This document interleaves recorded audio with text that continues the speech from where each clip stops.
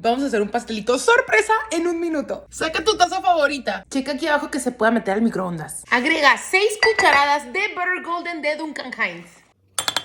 4 cucharadas de agua. 2 cucharadas de aceite. Mezcla muy bien. Agrega 1 cucharada de cajeta o de dulce de leche en el centro. Espolvorea con azúcar y canela. Esponjoso, cremosito y en 1 minuto. Está caliente.